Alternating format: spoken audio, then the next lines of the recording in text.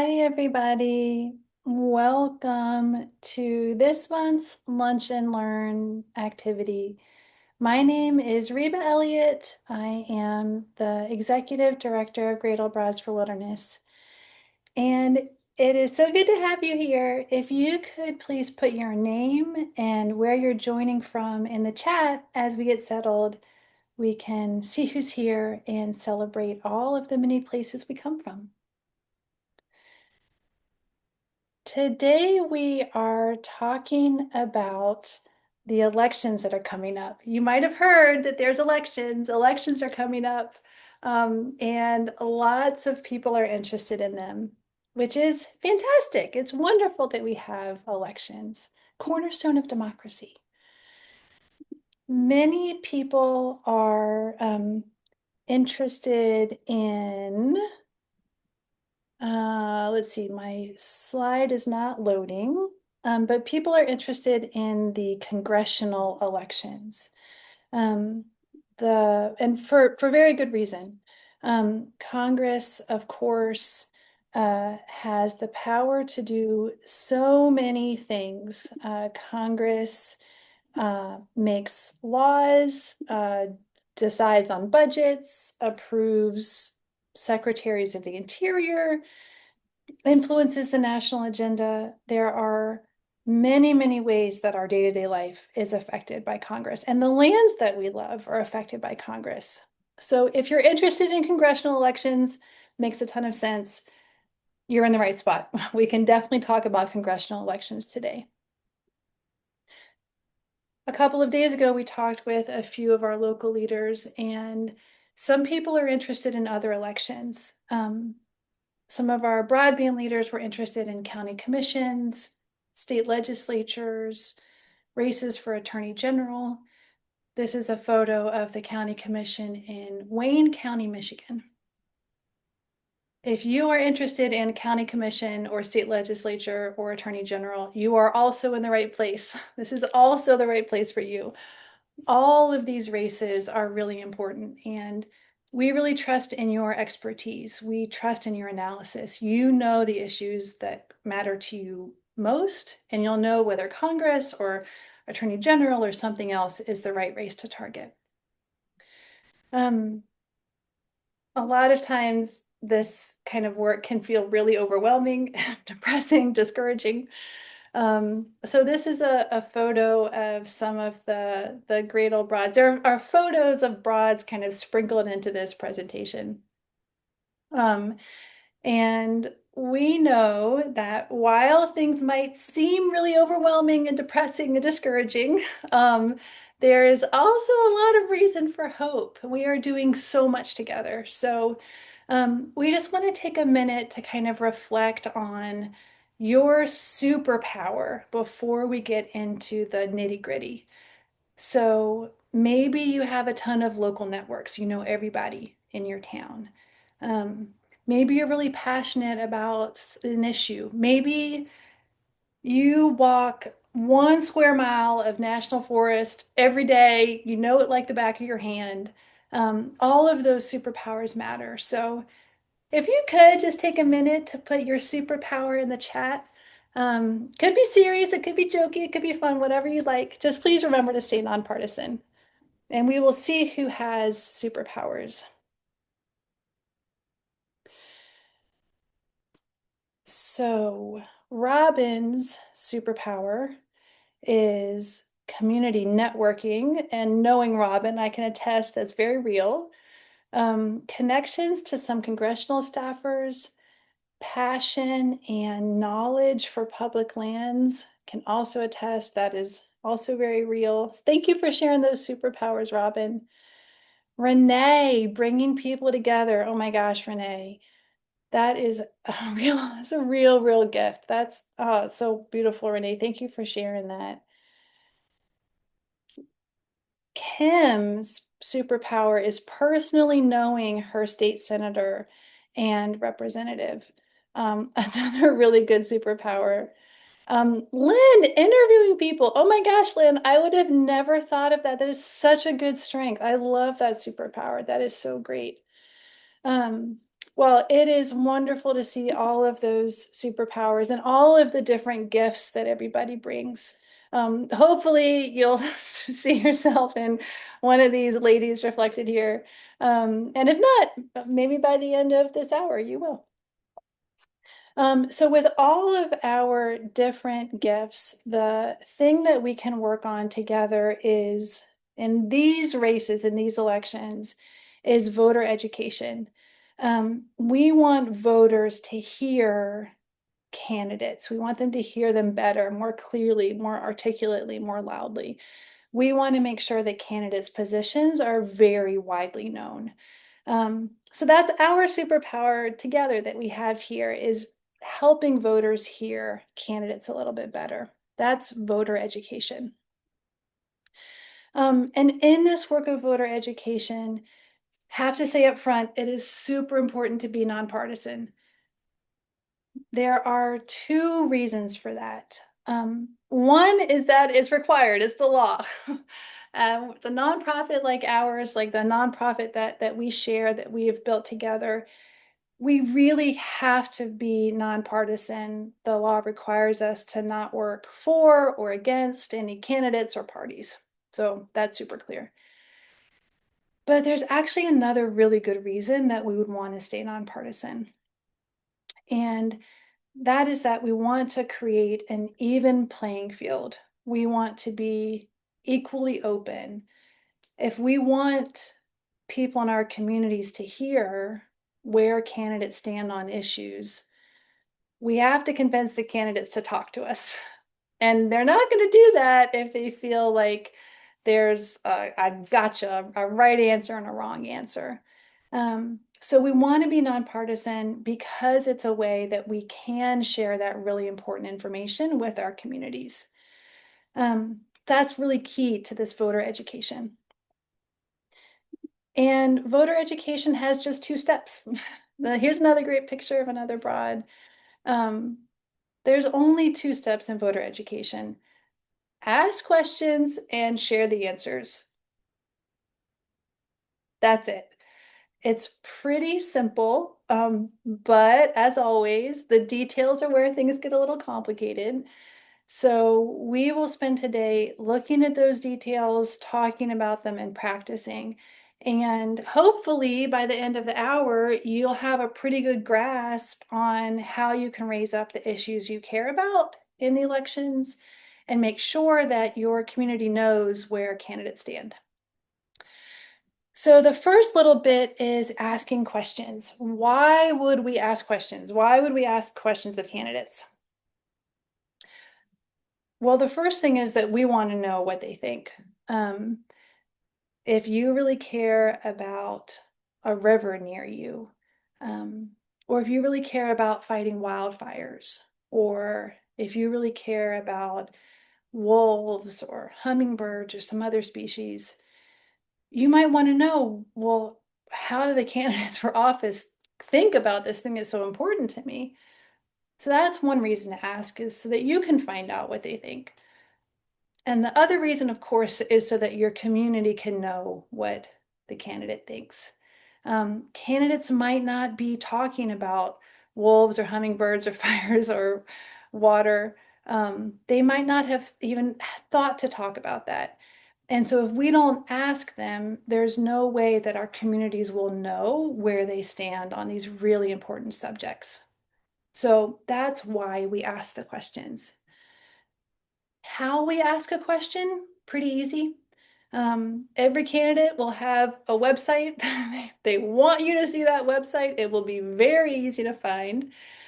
And it will have either a contact me form or an email address. You use the form or the email address, you can send your questions to candidates. If you're not quite sure who the candidates are, maybe candidates for a race you're interested in haven't been decided yet, you have two ways to get that information. One, we will be sending a toolkit to you by email early next week. If you're interested in a congressional race, we'll have a little link in that toolkit. You can find out who the candidates for Congress are. If you're interested in something a little bit more local, a state legislature, attorney general, county commission, you can just do an internet search, candidates for county commission in the name of your county, and you'll be able to find the candidates that way. So that's how you ask the question. Um, what questions to ask? Uh, you might already have something you're passionate about. You might want to ask about gray wolves or forest fires, wildland fires. If so, that is awesome. That is something that you care about, that you're passionate about, that you're expert on, that you have all the wisdom in the world on. Please feel free to ask about that. You might not have something in mind, and that's also okay. In that email that we'll send you early next week, that little toolkit will have some suggested questions there. There's a list of questions, and you can pick the ones that look of most interest to you. So that's what questions to ask and how to ask them. Now, I want to stop talking, and I would love to have room for you all to talk to each other. Um, I would love if you guys could share amongst yourselves. Here's another picture of that actually. Are some of the people who have superpowers here are in this photo. So it's great to see those superpowers at work. Um, please share with each other what are the issues that you care about. If it is hummingbirds, if it's wolves, if it's a river close by, what are those issues that you really care about? And why? What have you experienced in your life? Have you seen trash in that river? Have you had a place that you really love affected by wildfire? Have you seen wolves while you were camping? I know I've heard a great story here from someone who had a wolf by her sleeping bag one night. So if you could just share those experiences that made you care about this place, this thing, this issue that you care about so much. We'll have 7 or 8 minutes, and we'll be in groups of three. You'll be with the same three people a couple of times over the next hour. So feel free to introduce yourselves. And we will go to breakout rooms now, and we will see each other in 8 minutes. Hi, everybody. Welcome back. I hope that those conversations were interesting. Um, and probably a little bit of time getting to know each other. So hopefully you learned something. Um, if you learned something that was a little bit surprising, I never knew that that river was so important. Or maybe something that just interested you. Like I've always loved wolves, but I didn't know that this one fact about them. Um, maybe you can write into the chat what you heard that surprised or interested you. Something that you heard from your group mates that was really surprising or interesting, something you learned. What have we heard from each other? So let's see. Mary Ann liked hearing more about roadless work, which is super cool, Mary Ann. Um, Polly is saying the protection of public lands, BLM, National Forest, protecting biodiversity in California. Susan, enjoy the breakout session, which is awesome, Susan. So glad to hear that. Ruth, continuing to build a dam in Boulder. That does sound really, right now I'm feeling surprised, Ruth. I had no idea that was going on. Barbara met a retiree who is passionate about protecting forests. Thanks, Barbara, and thanks to that new retiree. So glad to have your passion. Um, Lynn has heard about AI. AI is certainly a growing concern for a lot of people. Um, yeah, and then from Robin, the opportunity to connect our personal concern for safety and property protection from wildfire with climate science. Yeah, it's hard to make those connections, Robin. So glad to hear that's happening. Um, from Renee, the boundary with the border wall with advocacy and lobbying. Liz, hearing that Las Vegas is dealing with water issues proactively, which is very good to hear, Liz. Agreed with that. And from Pat, who's heard about indigenous sites that are threatened. Oh my gosh, that is such a wide variety of issues, and a dam as well from Sue. That is a huge variety of issues, and it is so cool to hear about what everyone is passionate about and what everyone loves. Um, I do not know about nine-tenths of those things, and it is awesome that there are people here who do and who can share that expertise. So just huge thanks to everybody for sharing in the groups. Um, once again, this is not working. We have some rules of engagement in this voter education work. And if you could have seen the cool little photo that I had here, it was a women's soccer game with a referee holding up a yellow card. And Yeah. if you know anything about soccer, if you get a yellow card, it's not good. You do not want a yellow card. If you get two yellow cards, you're out of the game. Those rules of engagement matter. Rules of engagement kind of keep everyone playing in a fair way. So why do we care? Why do we, this organization that we've built together, why do we care about those rules of engagement? One, we don't want to get thrown out of the game. We have really strict limits that are set down by law. So for that reason, it's important to follow these rules of engagement. The second reason is that we want to be taken seriously. We want to be credible. We want good relationships. The teammates who get those yellow cards, their other teammates start getting mad. Maybe the opposing team gets mad, the fans get mad. Kind of staying within the guidelines, being a good sport and a good team player when we're interacting with partner organizations, candidates, or members of this organization. It's just a way to be credible, to be taken seriously, to be a good teammate. So that's why these rules of engagement are really important. Now, what? What are the rules of engagement? So you remember that there are two steps to voter education. Um, does anyone remember the two steps? If you want to unmute, please feel free. If you can remember the first step, please feel free to unmute and say what it is. And if not, I can tell you.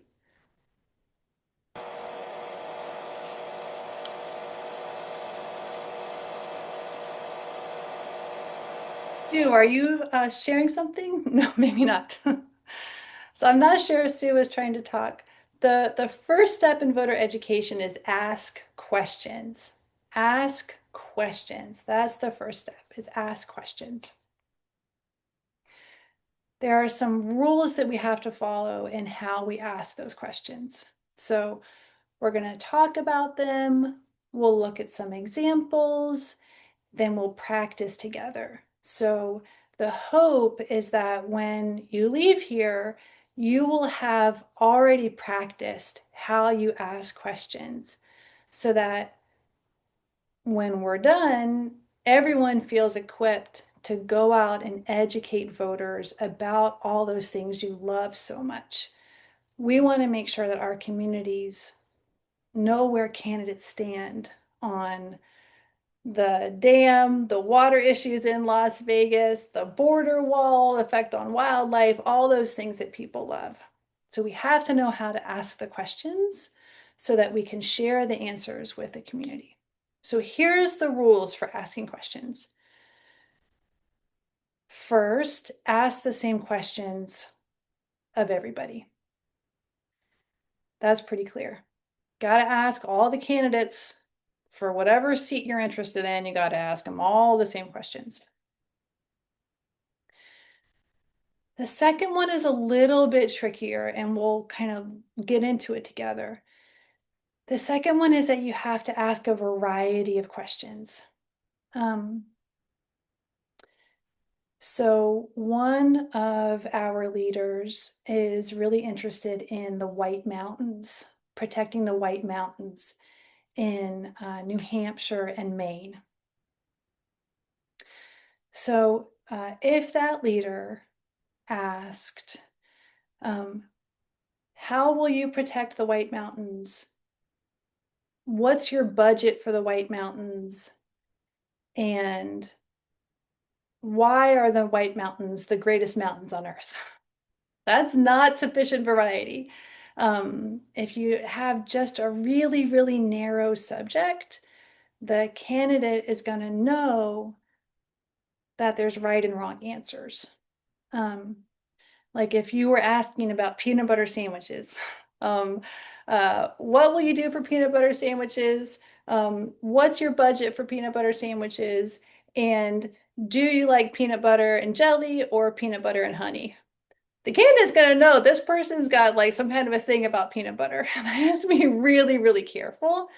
And maybe I won't answer. Maybe this is feeling a little bit tricky, and so I'm just not going to share my positions. I'm just not going to engage. The candidate's going to know this is a yellow card organization. I don't feel comfortable. I'm not going to share what I think. So we have to think of a way to ask questions that are sort of related to the thing that we care about, but not narrowly focused on it. And we'll look at an example of that in just a second. The third rule is to use neutral phrasing, no gotcha questions. Um, do you love peanut butter sandwiches or are you a terrible person? It's not, that is not neutral phrasing. It has to be like no bias, like truly a neutral question. And then finally, avoid pledges. If you are elected, will you promise to make the peanut butter sandwich the official sandwich of your office? Like, again, the candidate's going to know that there's this is a yellow card organization. They're trying to trick me somehow. I'm not going to answer. So it's important that we ask questions in a way that makes candidates want to respond because we want the information so that we can share it with our communities so that people know whom they're voting for. That's the purpose of the whole thing, making sure that when people go into that voting booth, they know what the candidates stand for. So we have to phrase the questions really carefully. So now we'll look at an example. Um, this thing, it was working earlier, you guys. I don't know why it's not working. The images aren't loading. It's so funny. Um, so here's an example. So some of the people in our network are really interested in the lower Snake River dams. There was a beautiful photograph here of one of those dams, so you know what you're missing. So the people who are interested in the dams, they know that they can't just say, do you want to get rid of the dams? How will you fund getting rid of the dams? What are the consequences of not having dam removal plans? They know they need a little bit more variety. They have to make that candidate feel that we're not a yellow card organization. We're not just kind of like trying to trap them into answering questions that are just going to go one way or another. We have a little bit of a bigger perspective. So these people might think about what are some things that are related to this question of dam removal? What are some other things that I might want to know where this candidate stands and that my community might want to know where this candidate stands?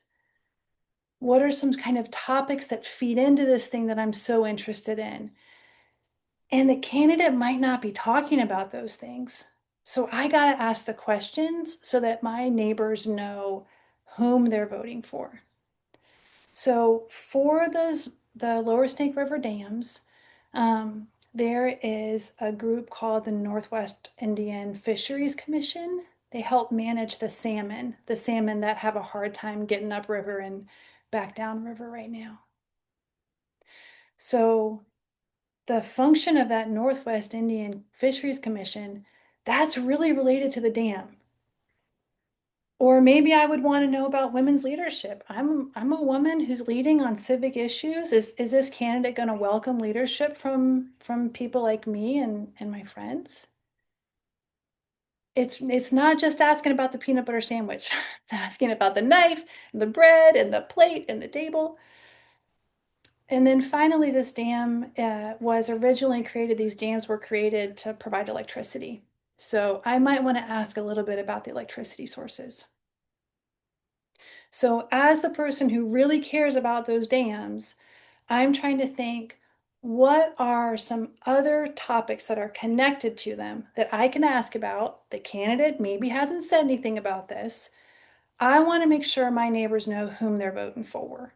So I'm going to try and think of what are some kind of related topics.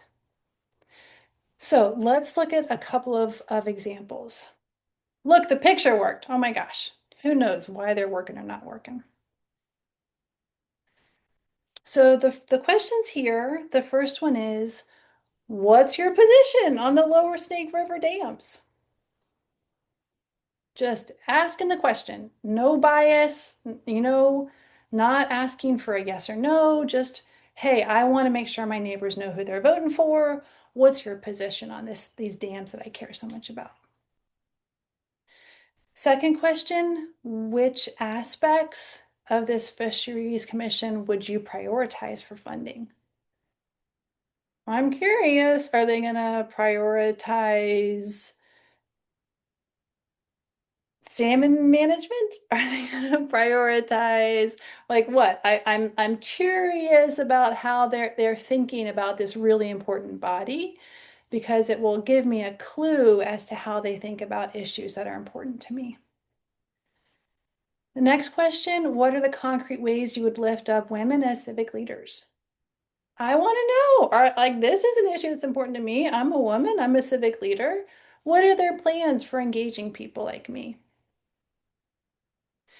And then finally, since those dams have provided electricity in the past, what's this person's vision for sources of electricity in our country? Are they thinking hydroelectric? Are they thinking oil and gas? Are they thinking solar and wind? Like, again, so you're not just asking every time about the peanut butter sandwich. You're asking about the fork and I don't know why you're using a fork and a knife to eat a peanut butter sandwich, but you're asking about, the knife and the jar and the table and the plate and the other people at the table who are eating it with you. It's a broader variety of topics that are all related to the thing that I care a lot about, the Lower Snake River dams. So you can see probably the same questions were asked of all candidates. There's a variety of questions, not peanut butter, peanut butter, peanut butter, damn, damn, damn, damn, damn. There's a kind of variety of things. There's neutral phrasing. It's not, are you a good person? Or do you hate peanut butter? There's neutral phrasing here. And there's not pledges, do you promise to always eat peanut butter? Do you promise to protect the dam, to remove the dams? There's not pledges, it's not yes, no questions. It's really trying to understand where this candidate is coming from so that I can share it with my community. So this is a good example. This hypothetical person has done a great job um, as a representative of Great Old Broads for Wilderness. This person is definitely playing within the rules of the game and will be able to educate her community. Here's another example. This person maybe needs a little bit of help. So you can see the first question, will you remove the dams on the Lower Snake River? The yes, no question right out of the gate. The candidate is going to know that there's a right and a wrong. Do you love peanut butter? Signed, peanut butter lovers. Like that's the person knows there's a right and a wrong, is not going to answer. Um, Second question, the Northwest Indian Fisheries Commission's budget might change if the dams are removed. Where would you get that funding? It's really narrowly focused on the dams. It's still talking just about dams. It's saying if you had too much peanut butter on your knife, where would you put it? If you needed more peanut butter on your knife, where would you get it? You have to have a little bit more distance between the topics on your list. You need to have a little bit more air between those topics. So instead of the budget of this commission would change if the dams are removed. That's all too much focused. What aspects of the commission would you prioritize for funding? This first question is, it's got a little bit more air between, a little bit more distance, a little bit more daylight between the topic and a sort of associated issue. You can see it right here.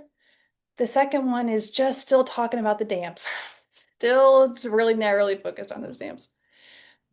Third question, same thing. It's still just so focused on the dams. Since the dams produce so little electricity, how would you increase electricity supply from other sources if the dams are removed? So it's not really a variety of questions. It's all about the dam. There's really not neutral phrasing. It says right here, the dams produce so little electricity. We hate these dams. They're not even doing anything. This is really not neutral phrasing. And then, of course, there's a pledge or a yes, no question right out of the gate. So this hypothetical person has maybe a little bit of cleaning up to do, maybe needs to kind of work on this a little bit more. So in just a moment, we will share those rules of engagement again in the chat. Um, so they are avoid pledges, avoid neutral phrasing, no, avoid biased phrasing, avoid pledges, don't ask for a pledge, avoid biased phrasing, don't use bias, and ask a variety of questions. Ask about the plate and the knife and the table and the other people who are sitting there with you. Don't just strictly ask about the peanut butter. So we are going to put this into practice. And you know what? It's a practice. It's not going to be perfect, and that is totally okay. The hope here is to kind of get our hands dirty a little bit and try and work with this kind of rules of the game. Because if we get it right, then we can make sure our communities know where candidates stand on those things that are so important to us. Stuff that candidates might not be talking about already. So if we can ask the questions correctly, we can make sure candidates answer, and then we can make sure our communities hear. And that's the real end goal, is to make sure our communities know whom they're voting for. So this practice is a way of getting us a little bit closer to that end goal. So here's the practice. The person whose first name is first in the alphabet will be the kind of case study. So that person, whatever that person's issue is, that's, what'll be worked on. Try and brainstorm some topics related to that person's issue. If that person cares about peanut butter, what are the plate and the knife and the table? For example, if that person cares about water access in Las Vegas, there might be questions about if you were elected, what infrastructure projects would be your first priorities? If you were elected, how would you deal with the increasing number of hot days in our region?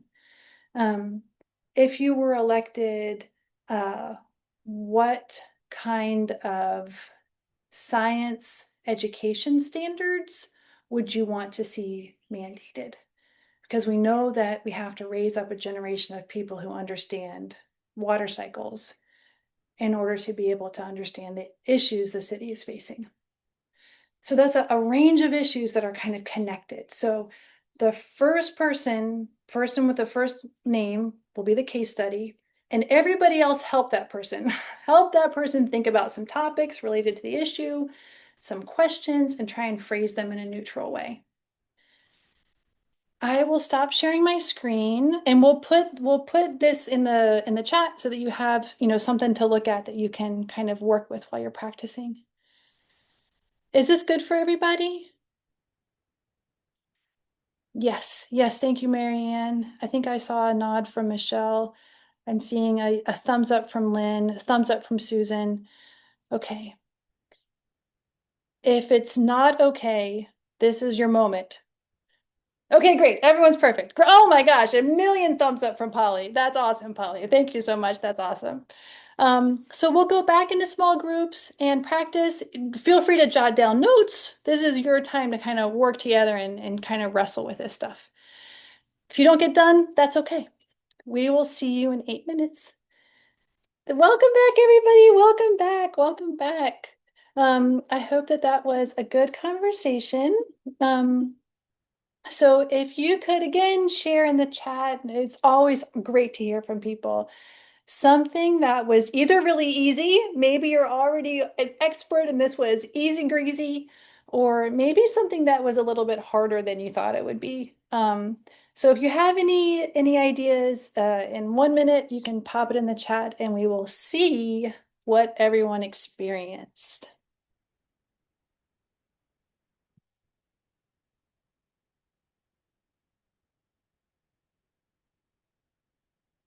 So, Robin, super helpful to expand to related questions without revealing the connection. Yeah, it's good practice. Susan, it is hard. It's harder than you think. Marianne, it's hard to ask neutral questions. It sure is. Lori, same thing, hard to ask leading questions. Michelle is saying it's hard to come up with a good question. A good question is priceless. Michelle and Sue are saying it was tough. Polly, great people in our session who came up with great questions. Polly's group mates, fantastic job. And Lynn, phraseology is key to broadening the questions. That's a great observation, Lynn. So good news, you don't have to go this alone. We will provide staff support. You'll get a toolkit early next week in your email, so watch out for that. And we will also provide staff support. Your leadership is so, so, so important to make sure that this information gets to the community. Here's another photo of some great old broads. And why do we want to share? To raise awareness. We really, really want, as people who have built this organization together, who love these lands, we really want to make sure that our neighbors know where their candidates stand on the issues that matter to us, issues that candidates might not be talking about. So that's why we want to raise awareness. We want to publish. That's step 2 of voter education. Ask questions and share the answers. Why are we sharing the answers? To raise awareness among voters. So here's how you do that. Email to Great Old Broads for Wilderness the questions you asked and the answers you got back. If somebody didn't answer the question, that's okay. We will say we asked candidate X. Candidate X did not answer our request. That's fine. We can say that and say what the other candidate said. So send us whatever information that you have. In this work, you are a representative of Great Old Broads for Wilderness. So you're sending these questions out as a representative of Great Old Broads for Wilderness, getting the answers, we publish it on our webpage. After it is published on the webpage, you are welcome to share that link in a nonpartisan way. Because you're a representative of this organization that we've built together, all of us, staff and members, we have to be nonpartisan when we are Great Old Broads for Wilderness, when we're representing the organization. So you can share a link to that page of the candidates' answers in a letter to the editor or a social media post, but you'd have to just be super nonpartisan. This is my questions. Here's what the candidate said. Just educating voters. Many of us have friends, neighbors, people who also care about these issues. And they might find out that you're asking these questions and getting those answers back. Those people do not represent Great Old Broads for Wilderness. So if a friend has a link to this webpage and wants to share it and say, candidate A is on the right trail for water in Las Vegas. Candidate A, I love her positions on peanut butter. Candidate B, I'm not so sure about her peanut butter positions. That's quite partisan, and that's okay for people who don't represent Great Old Broads for Wilderness. So if a friend sees the information that you have shared and wants to pass it on further with editorializing, commenting, opinions, partisanship, there's no reason to stop that person. That person does not represent Great Old Broads for Wilderness and should say so clearly. If you need a short link, to the web page, if you want a little short thing that you can share easily on social media or letters to the editor, we can do that. So we have worked in teams a little bit. So now let's work alone. So if you could take 2 minutes, 2 minutes, having a plan is so important. So if you could grab a piece of paper or open up a document on your computer and just make yourself a little plan, make yourself a little promise. What race are you thinking is really important? Congress, Attorney General, County Commission? What race is really important to you? So start jotting down some notes. What race is really important to you? What issue is important to you? Water in Las Vegas, dam on a river. What's the issue that really matters to you? So just jot that down really quick. Can you think of any related topics? If not, that's okay. But maybe you can have a quick little idea in your mind. We need to make sure that women's leadership is really supported to make progress on this topic. Or we need to make sure that education is really strong so that our neighbors understand the importance of this topic. So if you have a couple of quick ideas, you can jot them down. Two other really important things, if you can jot in your jotting work, when will you send your email? Will you send it in the month of May? Will you send it at the end of May, beginning of June? Kind of try and promise yourself some kind of a target. What's your promise? You have to get some information together. You got to do some thinking. What's your promise to yourself on when you want to send this email? And then finally, who do you need help from? Do you need help from a member of the staff? Do you need help from folks in your broadband? Do you need help from maybe some of your neighbors, partners, and other coalitions? Who do you need help from in order to send this email? So take a minute, jot yourself down a little bit of a sketch of an idea, a little bit of a sketch of a promise.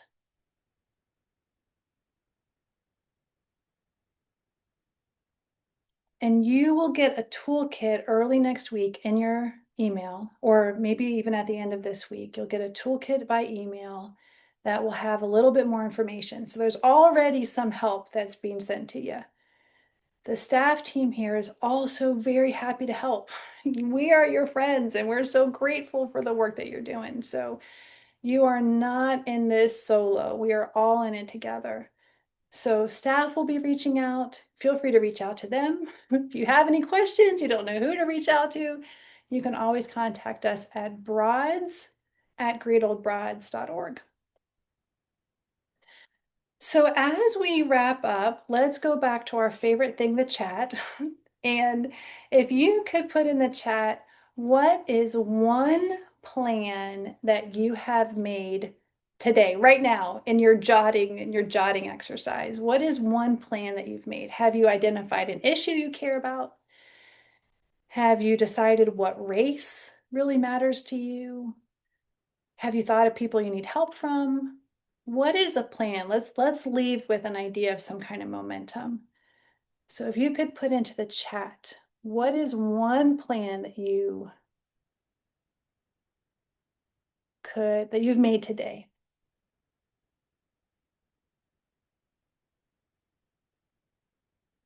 And I'm seeing that Pat had to leave. I'm sorry that we couldn't say goodbye, Pat. Thank you for being here. Robin's focus is to plan is to focus on public land grazing in the US Senator race. Thank you, Robin. That's an awesome plan. Does anyone else have a plan? Someone they need help from? A timeline? Any plan that you've made?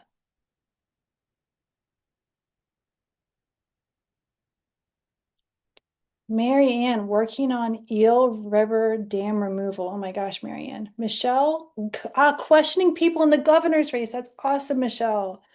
Liz wants to do research on dicey California races. That's awesome, Liz. That's a great plan. Um, that's fantastic. And then, oh my golly, Laura contacting candidates for governor about Colorado wolf restoration. Holy Hannah, Lori, that sounds exciting. And Polly, the California governor and state senator, how to protect public lands in California. And Los Angeles City Council greening LA. Oh my golly. Polly, weirdly, I happen to know the person in LA who's responsible for greening programs. So if you want to talk more about that, please let me know. And I'm so happy to see all of those plans. That is fantastic. And as we wrap up today, just want to share this heart. This is a redbud tree. I'm sure you might have it where you live. It's all over where I live. But just sharing that heart, that love and appreciation. Your leadership is so important. We are in this together, and it really depends on you. So thank you, thank you, thank you from the bottom of our hearts on the staff team. Just super thank you. And please look out for that toolkit in your email. We'll offer you some support as well. And y'all have a good afternoon. Bye.